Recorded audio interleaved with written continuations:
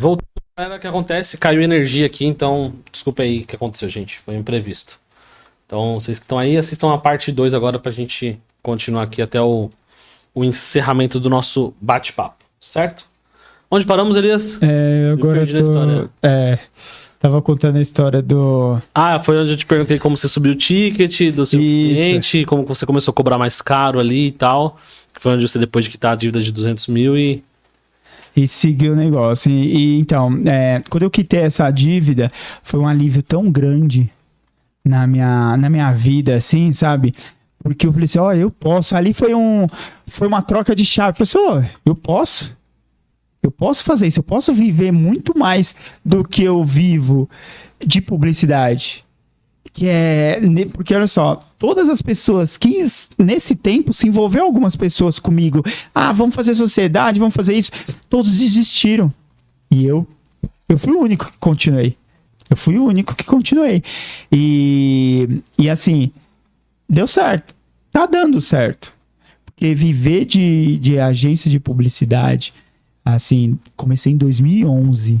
2011 nem tinha muito isso, a gente nem sabia o que era Google Ads, sabe? Eu fui conhecer depois, eu nem sabia que existia. Eu nem sabia desenvolver site, eu fui aprender depois também, sabe? E eu era ralando, fazia site, eu era o telefonista da empresa, eu era tudo, sabe? Eu era o financeiro, eu era tudo, deixava assinatura de e-mail, até hoje eu lembro, tinha um nome que a gente colocava Beatriz. Até hoje eu não sei quem é essa Beatriz, que eu colocava na assinatura do e-mail só pra fingir que era uma funcionária pros clientes, sabe? Caraca, mano. Teve essa fase, assim, porque é necessário. Até isso daí aconteceu bastante na troca do meu ticket médio, uma troca de posicionamento de marca, que na verdade é isso que a gente faz. Brand, a gente trabalha, hoje nós somos focados em brand. Isso que a gente faz, eu falo que a gente tem que pensar em tudo, em todo o brand pessoal, como a gente se veste, como a gente se comporta, tudo é nosso brand. O carro que a gente anda é o nosso brand, a casa que a gente mora é nosso brand. Eu até brinco, como que a pessoa quer fechar um negócio? Na época, eu não falava pra ninguém que eu tava com o nome sujo, hoje que eu abro isso. De um ano pra cá que eu venho contando minha história, que antes eu tinha vergonha dela. Na verdade, eu não tinha vergonha dela. Eu tinha medo de contar e os meus clientes perder a credibilidade, se afastar. Mas hoje em dia, eu falei assim, não.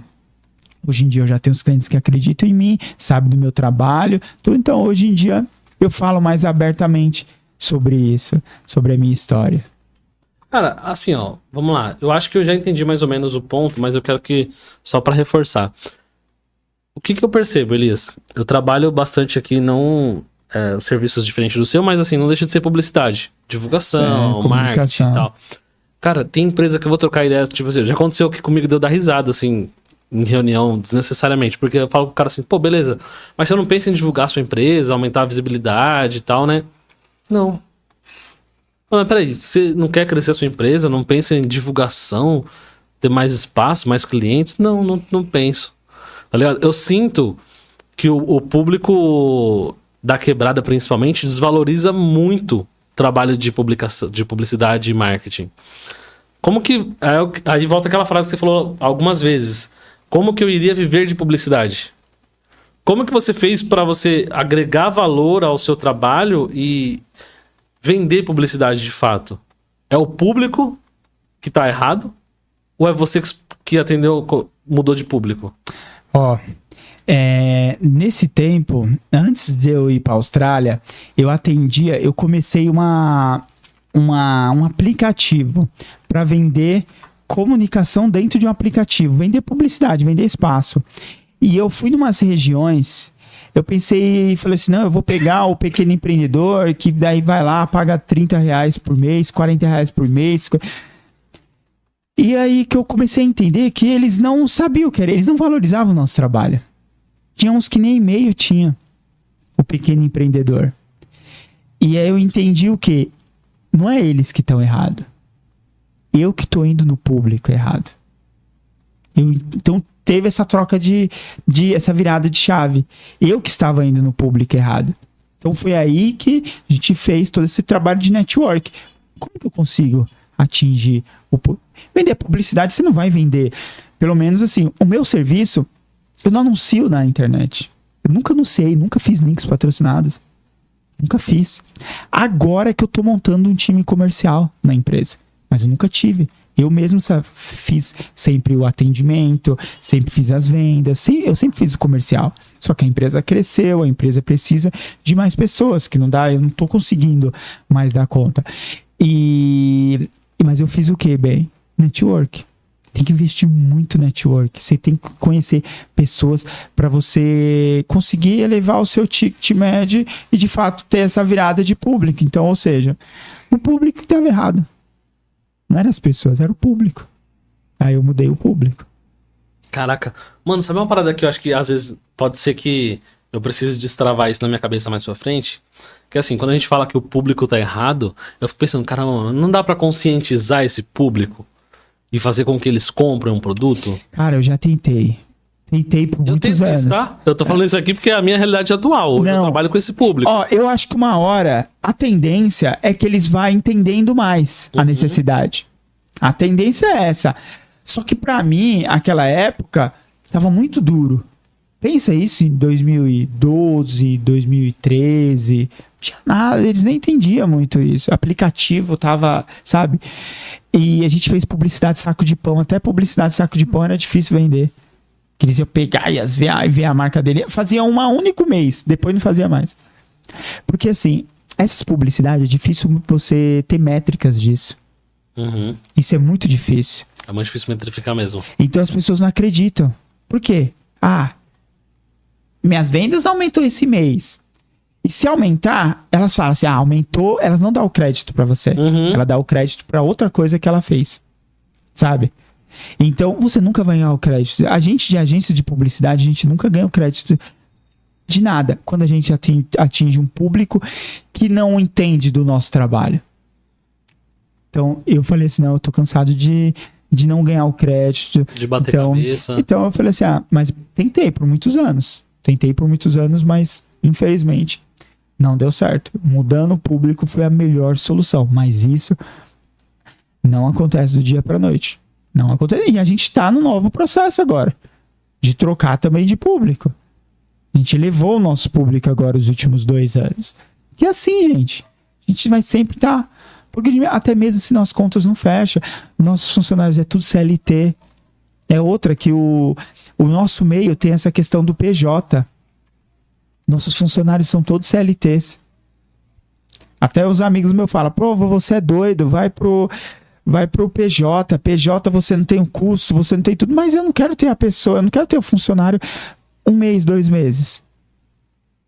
Eu quero ter o funcionário crescendo dentro da empresa, construindo carreira, sabe? Isso, a gente tem que dar uma segurança pro funcionário também. Uhum. O funcionário PJ, ele vai falar assim, pô, do dia pra noite eu posso dispensar, eu saio com uma mão na frente e outra atrás. Agora, CLT não. Ele tem os direitos dele, tá tudo bonitinho, tem o seu VR, tem seus benefícios. Então, é outra coisa que, assim, que a gente... É umas coisas que a gente tem que fazer durante o processo, que isso aumenta muito os nossos custos, muito mesmo.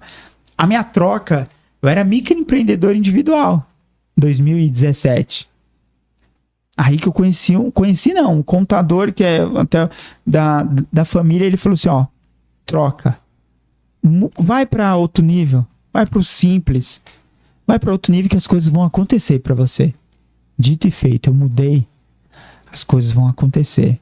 Quando eu pago de imposto lá 10 mil reais, 15 mil reais, eu falo assim, caramba, antes eu pagava 60 reais do microempreendedor e atrasava. E atrasava, meu. Não tinha dinheiro para pagar. Caraca. Hoje eu pago 10, 15 mil reais de nota fiscal. Nunca atrasei. Tudo em dia. Que a gente participa de licitação, a gente tem que estar tudo em dia, nossos impostos. Então, sabe, as coisas acontecem. A gente tendo força de vontade, coragem, e é claro, pessoas boas que aparecem na sua vida. As coisas acontecem. Isso não é só para publicidade. É claro, eu vejo a publicidade, hoje em dia, as pessoas, eu vejo muitos jovens aí falando assim, eu vou montar uma agência de publicidade. em casa, que eu trabalho de casa toda. Gente, isso aí não é sustentável a longo prazo. Para as empresas grandes. Às vezes você faz um lançamento, você ganha uma grana, tudo, mas isso aí é diferente. Mas a agência de publicidade, onde você vai ser terceirizado, isso é muito difícil, nosso meio, assim, a longo prazo. Eu particularmente, eu não conheço nenhuma agência de publicidade que a longo prazo deu bom. As agências que eu conheço que foram para publicidade, foram para o home office agora recente, teve umas que estavam no home office e voltou 100% presencial. O híbrido, beleza, o híbrido funciona, mas home office é complicado também. Então o nosso mundo de agência é esse. As agências em Guarulhos, nós somos bem conhecidos em Guarulhos. Agora a gente atende, não é só Guarulhos, a gente tem poucos clientes em Guarulhos. A gente não tem muitos clientes em Guarulhos. O nosso foco não é... Eu não consigo atender empresas de longe. Porque eu costumo falar assim que eu não consigo te ajudar estando longe da sua empresa. Eu tenho que estar dentro da sua empresa. Ou eu fechar um serviço de gestão de marcas com cara de, sei lá, Curitiba. Beleza, desde que ele banque os custos pra gente ir lá pelo menos uma vez por mês. A gente tem que estar dentro da empresa dele o dia todo. Sei lá, uns 3, 4 dias. Pra gente vivenciar a energia, sabe? Eu acredito muito nisso. Pra você ajudar a empresa no ramo da publicidade, você tendo uma agência e você prestar o serviço de publicidade, você precisa sentir a energia da empresa que você está prestando serviço. Senão, pra você, vai ser só mais uma empresa. E eu não trato assim meus clientes. Meus clientes não é só mais uma empresa. É mais um sonho. O cara tá entregando o sonho dele nas nossas mãos, sabe? Lutou para conseguir. Porque eu passei por isso. Então o cara tá entregando o sonho dele, o ganha-pão dele na sua mão, acreditando no seu trabalho. Então você tem que fazer jus disso. Então você tem que dar o seu sangue, o seu máximo para fazer com que as coisas dê certo. E eu dou.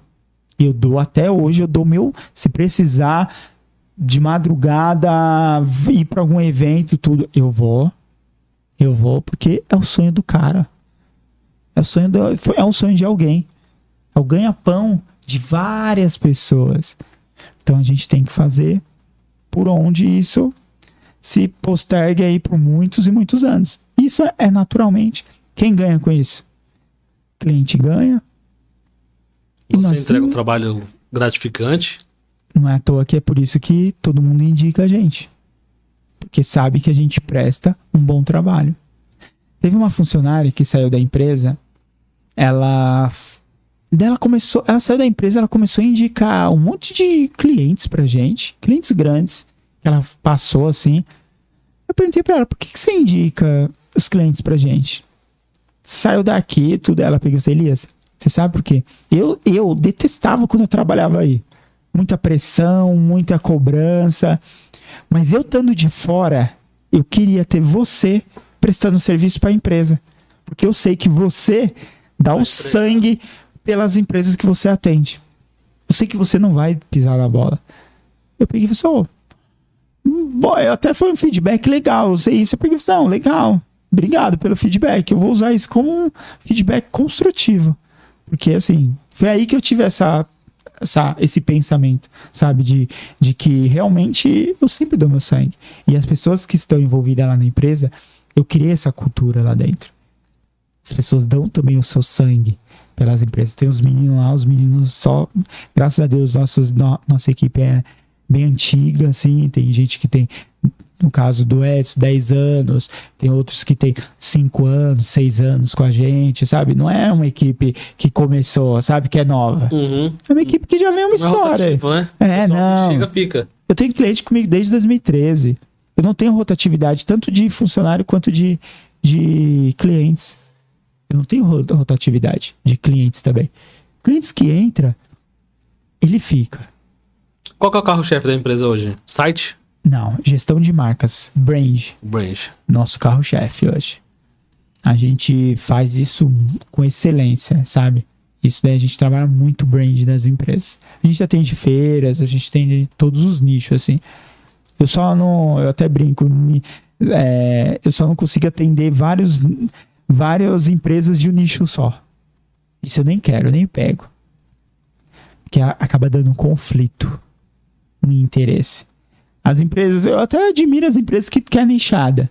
Eu não consigo. A maneira que a gente trabalha, eu não consigo. É basicamente uma empresa por nicho. Exatamente. Top, mano. Pra gente partir pro encerramento aqui, Elias, o que você deixa assim de mensagem, por exemplo, pra quem é empreendedor? Qual que é a mensagem que você deixa pra quem é empreendedor e não valoriza a publicidade, não valoriza a propaganda, não valoriza o marketing? Porque eu não sei como que funciona isso nas grandes empresas, né? A maioria das grandes empresas tem um departamento pra isso. E uma empresa de pequeno e médio porte talvez não tenha nenhum departamento de marketing, né? E aí não tem essa valorização desse profissional. E eu sinto que é um mercado que, por mais que cresça, a gente tá em 2025, era da internet, Instagram, TikTok, bombando tudo quanto é lugar, e tem empresa que não valoriza o marketing. Acha que marketing é de jogar dinheiro fora. Qual que é o conselho que você dá para essas empresas? Eu vou dar 2 conselhos aqui para empresas grandes que não investem, empresas aí de médio porte que não investem, que está crescendo e não investe em marketing. E pequeno empreendedor. Para pequeno empreendedor, microempreendedor, eu vou ser meio até polêmico. Não contrate agência. Corra de agência. Porque a agência não vai entregar o que você precisa. Porque para a agência te entregar o que você precisa pagar muito caro para as agências. E às vezes você vai estar tirando de um lugar que que vai fazer falta. Então, faça você mesmo. Faça vídeo no Instagram, TikTok. Hoje em dia, com o celular, a gente consegue fazer muitas coisas, sabe? As pessoas ficam, eu tenho vergonha. Não, gente. Paga uma consultoria. E faça você mesmo, microempreendedor. Porque a agência não vai te entregar o que você precisa. Eu já tive essa experiência, sabe? De microempreendedor contratar a gente e, sabe, aquilo, eles colocou expectativa muito forte na agência. Só que a agência não... Por exemplo, no nosso caso, a gente trabalha com brand. As coisas não é do dia pra noite. É uma construção, né? Exatamente. É de médio a longo prazo. E a pessoa coloca tanta expectativa naquilo que acaba se decepcionando. Por quê? Você vai pagar lá 6, 7, 10 mil reais por mês para uma agência. E você, às vezes, você vai estar... eu vou estar investindo isso, mas eu só tenho esse mês para pagar. Não. Marketing. Aí já entra até no conselho que eu vou dar para empresas grandes.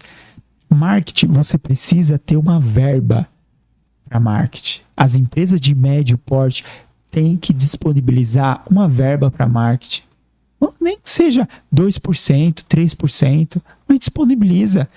Contrate uma agência, sabe? Se você não tem condições de contratar uma agência, porque a agência, quando eu falo agência para médio porte, a agência tem tudo. Tem desenvolvedor, tem programador, tem analista de mídias sociais, tem tudo que você precisar, tem videomaker, tem tudo que você precisar, a agência tem, por aquele valor.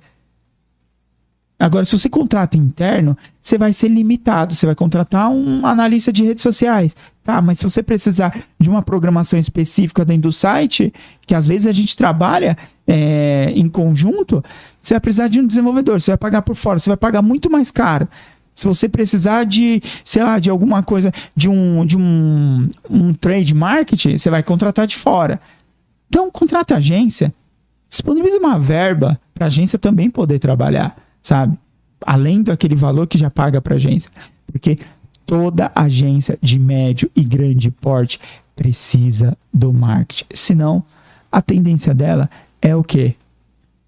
É as outras empresas do segmento ir passando e ultrapassando ela. E ela vai decaindo. Eu não vou nem dizer falir, mas é natural, vai decair. Faturamento mensal, anual vai diminuindo e você não vai entender por quê. Então, o marketing tem que ser feito e muito bem feito. Tem que ser feito e muito bem feito. Caramba, conselhão, hein? Conselhão, quem pegou isso aí, pegou.